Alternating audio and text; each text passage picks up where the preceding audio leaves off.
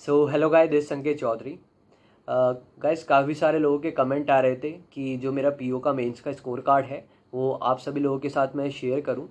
तो इस वीडियो में मैं आपको बताऊंगा पर्टिकुलरली हर सब्जेक्ट में मुझे कितने कितने नंबर मिले हैं और कितने नंबर मैं एक्सपेक्ट कर रहा था, और टोटल कितने नंबर मैं एक्सपेक्ट कर रहा था वो भी मैं आपको बताऊँगा।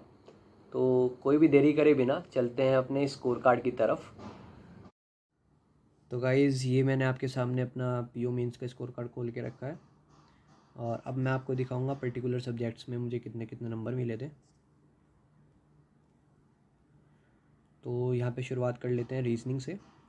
और रीजनिंग में 3.5 नंबर सेक्शनल कट ऑफ गई थी और मेरे नंबर आए थे केवल और केवल 5.5 नंबर। भाई, मैं टोटल 21 नंबर का अटेम्प्ट करके आया था। और रीजनिंग एक ऐसा सब्जेक्ट था जिसकी वजह से मुझे काफ़ी ज़्यादा डर लग रहा था कि मेरा मेंस निकलेगा या नहीं निकलेगा, क्योंकि आधा घंटा हो चुका था और स्टार्टिंग के आधे घंटे में केवल मैं 2 नंबर के 3 से 4 सवाल ही बना पाया था। और काफ़ी ज़्यादा डर लग रहा था कि क्योंकि अटेम्प्ट करने थे, नंबर लाने हैं तो अटेम्प्ट करने थे और अटेम्प्ट नहीं हो पा रहे थे क्योंकि पेपर काफ़ी ज़्यादा हार्ड था। बट आखिर तक मैंने फिर कोशिश करी और 21 मार्क्स का मैं अटेम्प्ट कर पाया था।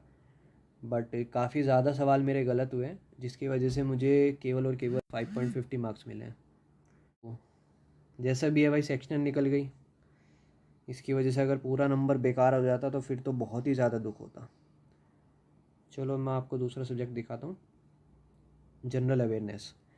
जनरल अवेयरनेस में मैंने टोटल अराउंड 30 के अराउंड अटैम्प्ट किए थे, जिसकी सेक्शनल कट ऑफ गई है 3.50 मार्क्स। और इसमें मेरे नंबर आए हैं 18। मैं ज़्यादा नंबर एक्सपेक्ट कर रहा था क्योंकि जो वहाँ पे सवाल आए थे वो ज़्यादातर मेरे पढ़े हुए थे और मिनिमम मैं एक्सपेक्ट कर रहा था कि 23 मार्क्स मेरे आ जाएंगे। बट जैसे ही मैंने स्कोर कार्ड देखा और इसमें मेरे 5 नंबर कम थे एक्सपेक्टेशन से, तो ये चीज़ सही नहीं हुई। बट 18 नंबर भी ठीक है, काम चलाया जा सकता है। इसके बाद नेक्स्ट सब्जेक्ट आता है इंग्लिश। इंग्लिश में मैंने 39 नंबर का अटैम्प्ट किया था, इसकी सेक्शनल 11 नंबर गई है और मेरे इसमें नंबर आए 22.75। तो एक्सपेक्टेशन मुझे इतनी थी कि 25 के अराउंड आ जाएंगे, लेकिन 22.75 आए हैं, तो इतने भी कम नहीं है। तो इतना ज़्यादा मुझे इसमें कुछ दुख नहीं हुआ, जितना ज़्यादा आ जाए अच्छा तो है, बट ये भी ठीक है। और नेक्स्ट सब्जेक्ट आता है डाटा इंटरप्रिटेशन। इसमें सेक्शनल गई है 7.75। पिछले साल मैथ्स ने सबको रुला के रखा था, बट इस साल पिछले साल के कंपैरिजन में पेपर थोड़ा सा आसान आया था। आसान नहीं कहूँगा, बस पिछले साल के कंपैरिजन में आसान था।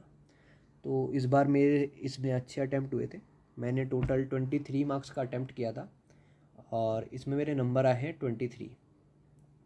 तो कोई भी सवाल मेरा इसमें गलत नहीं हुआ, जिसकी वजह से मुझे थोड़ा सा एज मिला है। और सब्जेक्ट्स में थोड़ा थोड़ा कम हुआ, बट डाटा इंटरप्रिटेशन में मैं 18 के अराउंड एक्सपेक्ट कर रहा था क्योंकि थोड़े बहुत कट ही जाते हैं।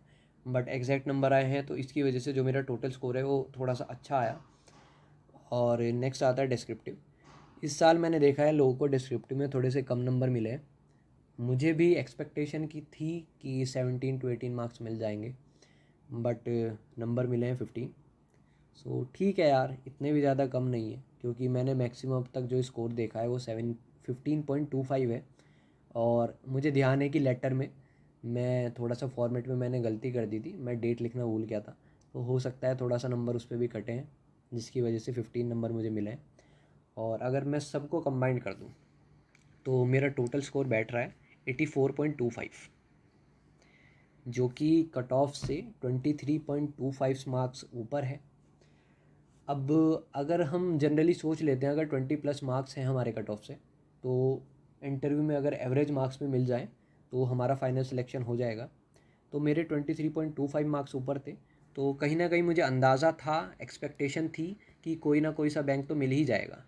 और आपने देख ही लिया है, मेरे इंटरव्यू में भी काफ़ी अच्छे नंबर आए हैं, जिसकी वजह से मुझे पंजाब नेशनल बैंक मिला है।